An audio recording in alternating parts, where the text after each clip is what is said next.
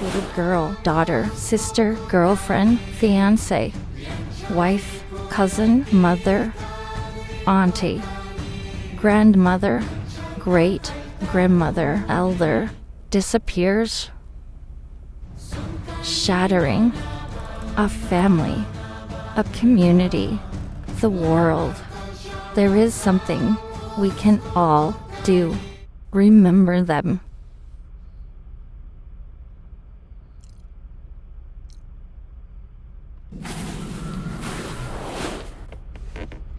Hello, my friends, and go after. Good evening. I'm so glad that you've joined me here on Spork Small. We have a wonderful question today, and I think it's worth noting because it's one of those phrases that I hear quite a bit, kind of rambling around the internet. So great idea here. So hopefully you'll stick with us, and we'll be able to kind of hopefully dispel some of the myths. But first and foremost, I want to say thank you to all of you who have liked, followed, and subscribed, regardless what platform, whether it be video or audio or wherever. And certainly those of you who join us through New Reality TV. New Reality TV, of course, a channel dedicated to spiritual growth and different perspectives that can hopefully help us along our journey into our spiritual destiny, whatever that happens to be for each of us. As always, the shows are all brought to you by the nonprofit akoutlaw. It's a nonprofit entity that's really bent on getting us reconnected with our ancestors, bringing culture back as part of our lives and part of our everyday. So check them out, akoutlhednar.org. There you can see all about their nonprofit and all the benefits that it offers. Spork Small, of course, means questions answered, or Spork Small Bezveret actually means questions answered. So tonight we're answering a question from Dave in California. So Dave, thank you so much for your question. Hopefully we'll get you the answer.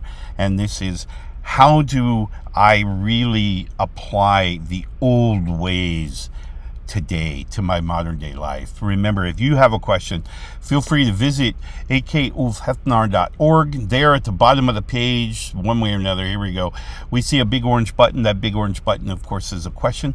Ask me a question. If I make a show about your particular question and give you an answer online, let's see if I can do it again, there's a free shirt in there for you. So do check out the questions. And again, if you have anything that's stirring and that's prompting you, by all means, feel free to ask it.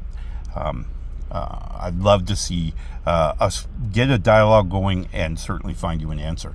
Again, we have the live chats open for Twitch, Kick, YouTube. I think Facebook is all in there, so feel free to pose questions or comments in the chat box, and we will address them as they come up. I do want to say once again, I appreciate all of you for joining me here tonight on Spork Small Bezveret. All right. Well, as I mentioned, the question tonight talks about the old ways, and let's think about old ways a little differently. And I did make some notes so that I can kind of hopefully get it across and convey my feelings and my understandings appropriately. So essentially, old ways means it's not cosplay.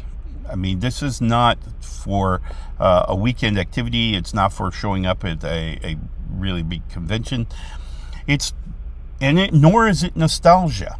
It's not just rehashing the old and just kind of living in that time frame. Although, don't get me wrong, cultural anthropology is an amazing field, and I very much appreciate it. But living in those times, we can't go back there because we've been introduced to this thing called technology, and it's changed our mind forever. So we're not going back. So it's not nostalgia either. And certainly it's not retreat. It's not retreat away from the pressures of everyday the pressures of modern day society, whatever that looks like for you. So old ways are enduring principles and practices,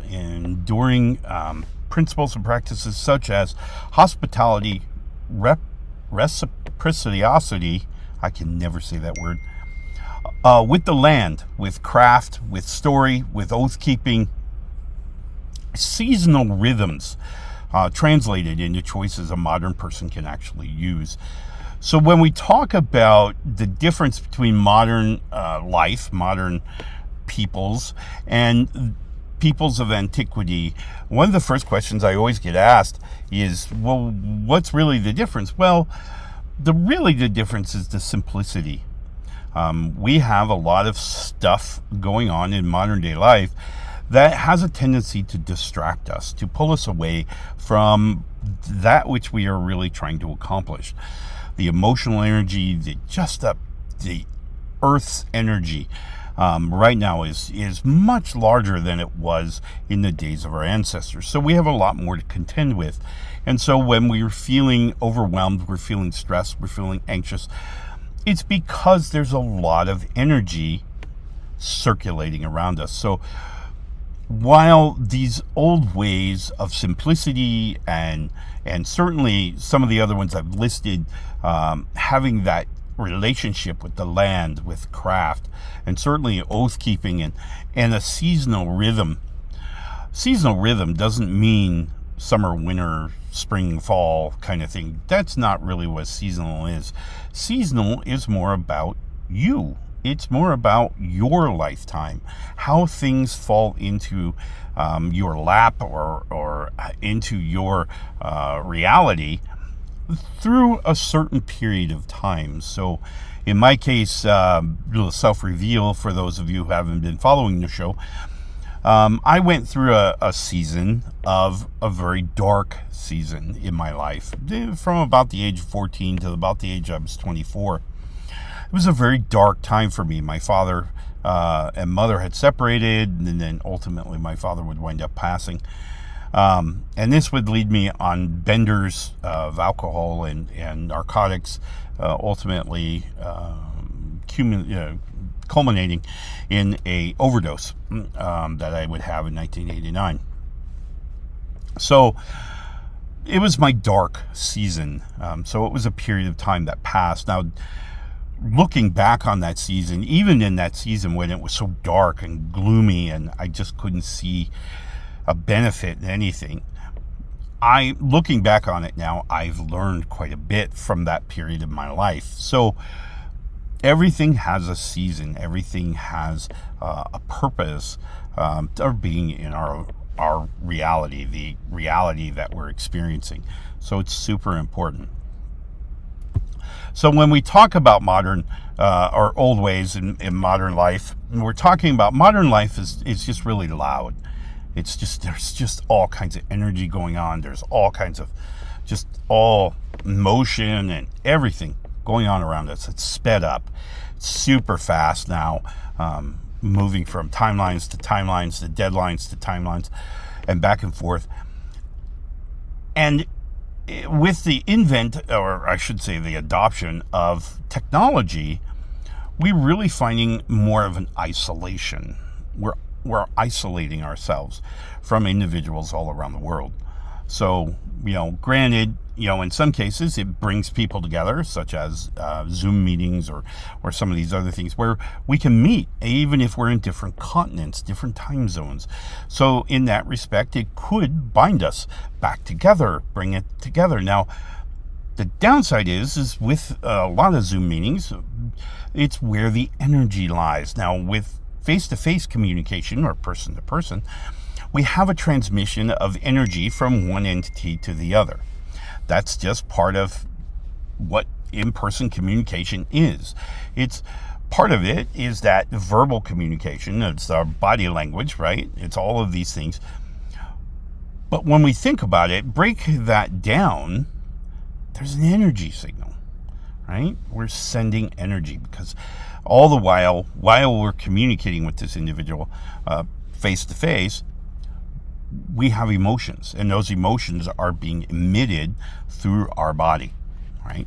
So they may, if they're more perceptive, they may pick up on any angst or sadness or maybe even joy. It'll be in a lot of our emotions, it'll be in a lot of our tone, it'll be a lot of our voice, but there's an energy that's actually being emitted from our physical form out. And it's that energy that they're going to pick up, whether they know it or not. So it's really pushing society as a whole really towards this fight, flight, or freeze kind of mentality or mental frame. We've talked about before, even this morning we talked about how imagination is coming from our wisdom. Remember, wisdom being the foundation for imagination. Imagination coming forward and pinning into our sensory input, whatever we're bringing in. And part of the reason that imagination does that is to help us with this fight-flight scenario, whether we have to abandon ship or whether we have to fight it out, whatever the case may be. Our imagination is helping us to identify those things within our purview that are something that we need to concern ourselves with, something that we need to make this decision of fight or flight. Now, in today's message, I also add a third one, which is that freeze. And that's where we become paralyzed by fear, by angst, by sadness, by, almost anything. Any emotional state can cause us to essentially seize. Just the brain just blocks up because, remember, the horn of feeling is now overrun, right? So we've passed enough energy to where it's just overflowing the horn of feeling, and the rest of the brain just doesn't know what to do with that energy. So it can be very detrimental. The old ways really offer this whole idea of rhythm over rush, kinship over audience, and craft over consumption. So saying those in modern terms, figuring out when we need to be paying attention, when we need to be dialed in, when we need to be focused on something. This is rhythm over rush. We don't have to panic, because panic is probably going to lead us to that freeze moment. So we want to kind of steer clear of that. And we want to be conscious and making that conscious decision to move forward in this direction, whatever direction that happens to be. Okay. Kinship over audience. Kinship is a brotherly, sisterly type of relationship where it's bi-directional. Right? So we're receiving energy, we're sending energy. We've got this interchange going on, right? Verse, today I would expect, in most cases, I am more or less in an audience relationship with you. In that I am conveying a message and not receiving much feedback, if any. And now, granted, don't get me wrong, for some of you out there, I am picking up energy, so thank you. My point is that this is an audience. It's one directional, right? Versus a kinship, which is going to be bi-directional, right? So kinship could be a significant other, it could be brother, sister, mother, father, ancestors. It could be a person you've never met before. But when we have that bi-directional communication, that bi-directional energy transference, this is really kinship, right? Craft over consumption. Now, when we talk about craft and consumption, craft is a gift. It's something that we do. It's something that we offer to the gods, to the spirits, to the ancestors, to our family, to our friends, to our colleagues at work.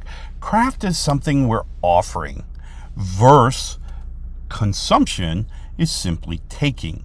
So again, going back to the bidirectional versus the unidirectional, right? So in the kinship over audience, it's me pushing out stuff to the audience versus that bidirectional. In craft over consumptions, it's me taking stuff versus me offering stuff, right? So instead of just being a drain, I'm offering things in return, whether that be energy, money, whatever, right? So that's really, when we talk about the old ways, this is really what we're talking about. We're talking about bidirectional energy transference between individuals versus a one-directional. Twitter is a one-directional thing, okay? Most social media, one-directional thing. So consider craft over consumption. Consider kinship over audience. So really, it's really important that we understand when we are kind of moving through energy transference, we're talking about harmony. Harmony is when both energies are equal, right? So when we're in a kinship, we have energy going both directions, right? Both directions, and they're equal in volume, in emotional whatevers, and that equality of the signaling, of the transference of energy, creates harmony. Now, harmony can be just a conversation where both of you enjoyed the conversation.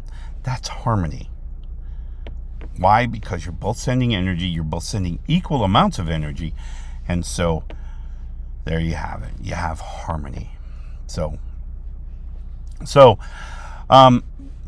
maybe I should call out firstly and foremost as well is, while I lead these discussions, these conversations, with more of a Norse flair, it primarily because my ancestors are Norse,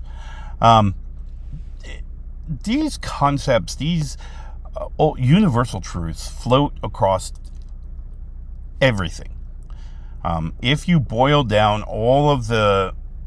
get all the cosplay out of it, get all the nostalgia out of it, get all the retreating out of it, you come down to some universal truths that apply regardless what gods, what names you've applied to your gods. Matters not, right? You're in a kinship with them. So it's open to anything, open to any lineage, any belief, any practice, whatever you want to think about. The universal truths kind of apply, kind of carte blanche. So there you go.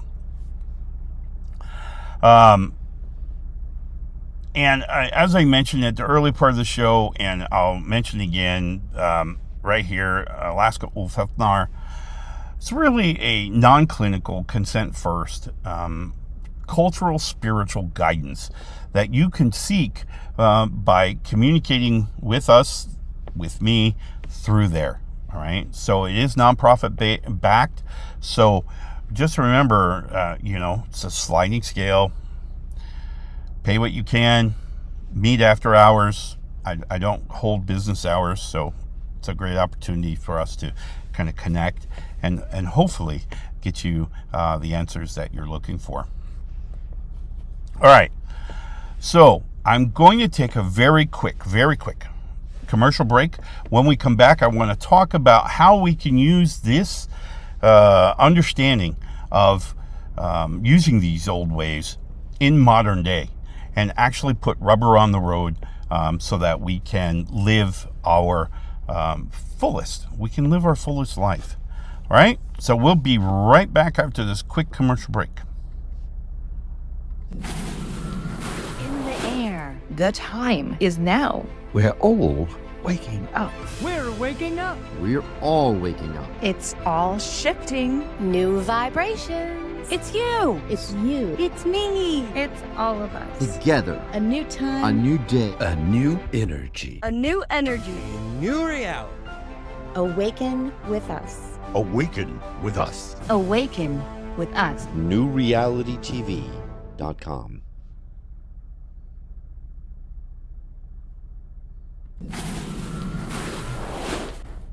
All right. Hey, welcome back, and thank you for taking a quick break with us.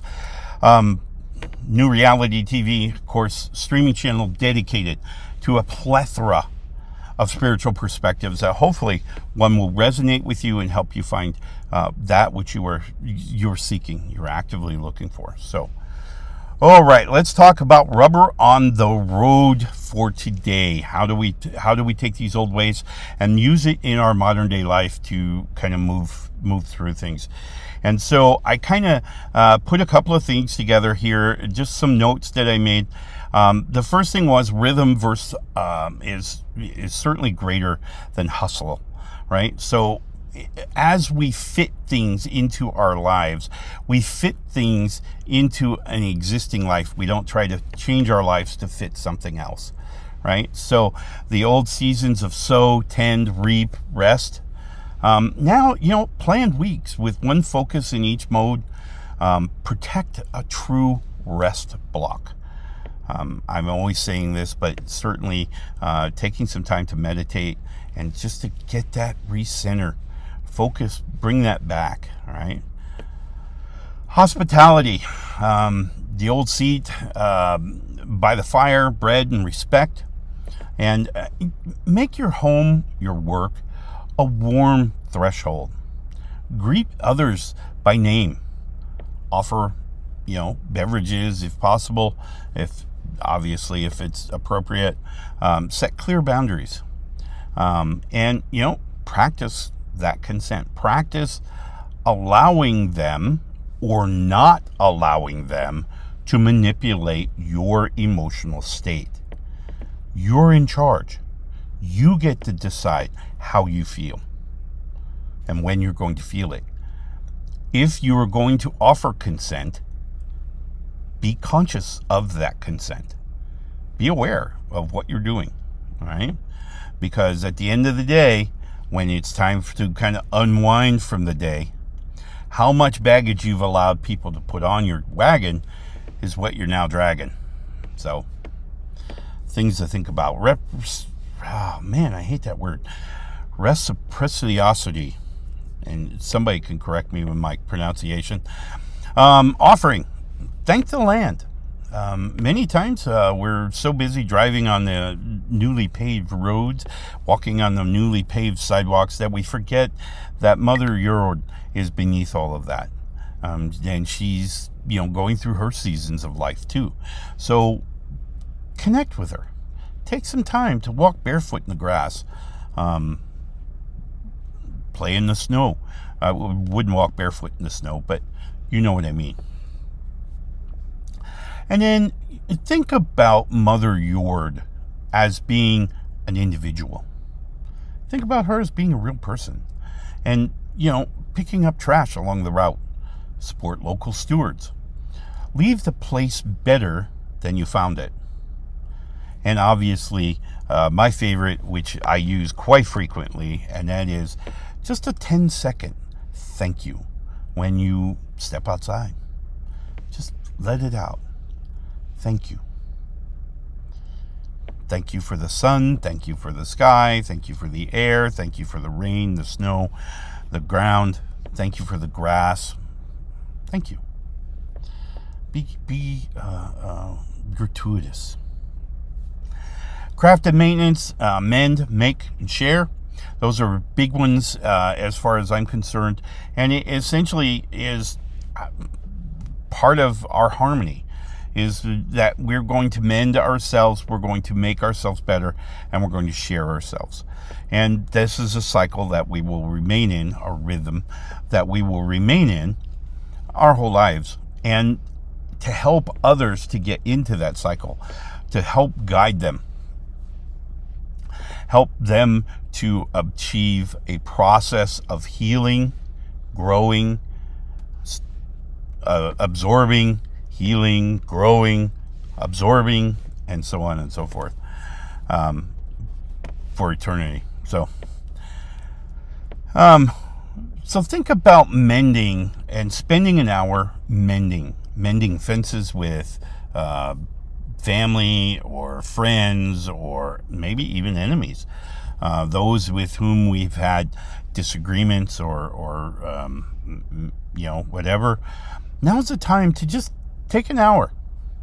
I spend about an hour each week, if not more, and I'll send emails to people whom I may have slighted, and I may be carrying that baggage. And when I do that, I kind of release that.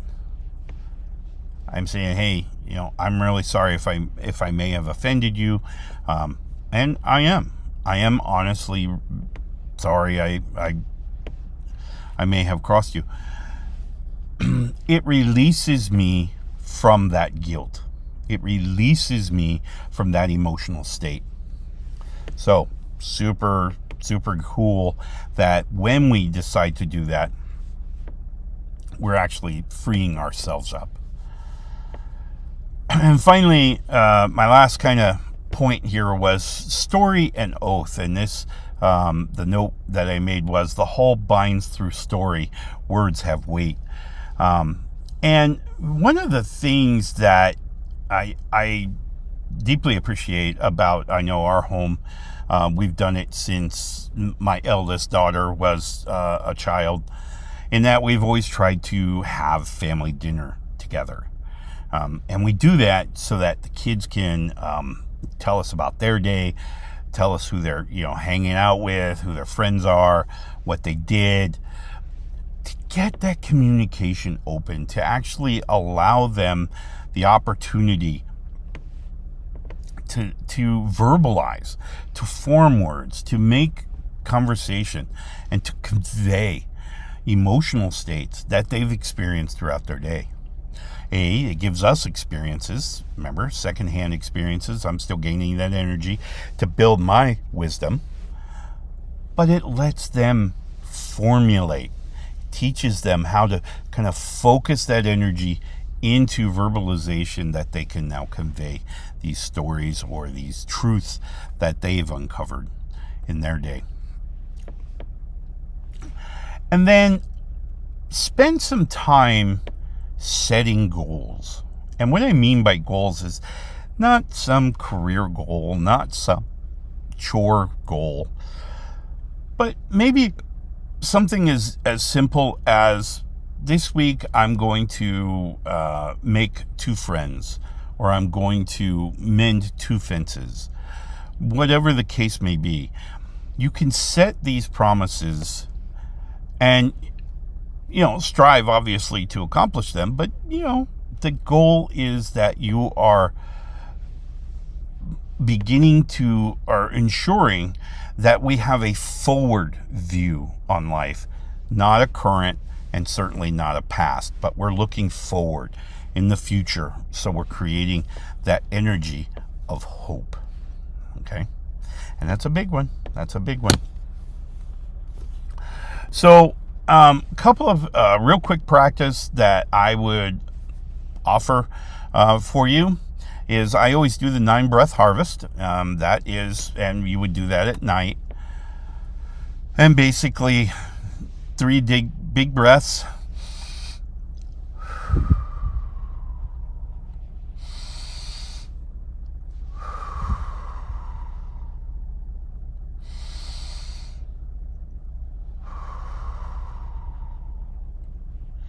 And then we're going to use some gratitude. Thank you for bringing a new friend into my life today. 3 more. Thank you for allowing me to return home at the end of a day to a loving family, or to a loving pet, whomever. 3 more. Thank you for being with me, guiding me in acquiring this wisdom that I'll have for my life now.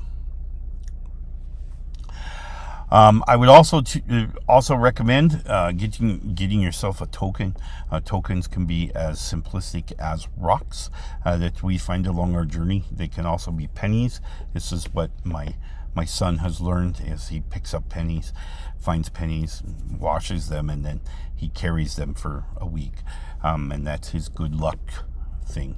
So all good parts, all good pieces.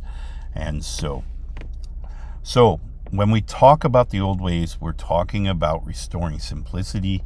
We're talking about restoring some of those old values of hospitality, reciprocity, particularly with the land, with our craft, with our story, with oath keeping, and certainly discovering our seasonal rhythm. So I encourage you to take some time and just embrace those things. Take a look at you and remember, you are in charge. You get to decide when and how we feel. All right? No one else can control your mind. They can do things, and they can, perform things in front of you where it may incite an emotional response, but ultimately the decision to respond emotionally is on you. You get to control that, and you can decide you don't want to go there, or you do. That decision is completely on you. All right, my friends, I wish you the very best, a remainder of your Wootens Day. We will see you again tomorrow, bright and early tomorrow morning, for fulfilling this belly sneak, where we will embrace the strength of Thor and discuss how that can apply to our everyday life. So do join me, 7 o'clock a.m. Alaska time, right here on whatever channel you're watching me on now. And there you'll see fulfilling this belly sneak. You can also catch it on the radio at kwwp.org. There is a radio station, nonprofit radio station you're welcome to make donations to as well while you're there. A wonderful gift that keeps that station on the air. So do check them out. In the meantime, I wish you the very best evening, and we will see you again bright and early tomorrow morning. In the meantime, my friends, love and light, and love each other. Love and light, my friends. You've been watching Fulfillingness Belly Snake, a special production of Whispers of the Norse, brought to you by the Alaska Akulfhednar in South Central Alaska. Guidance and wisdom, courtesy of an ancient Celtic Norse shaman. Thank you so much for joining us today.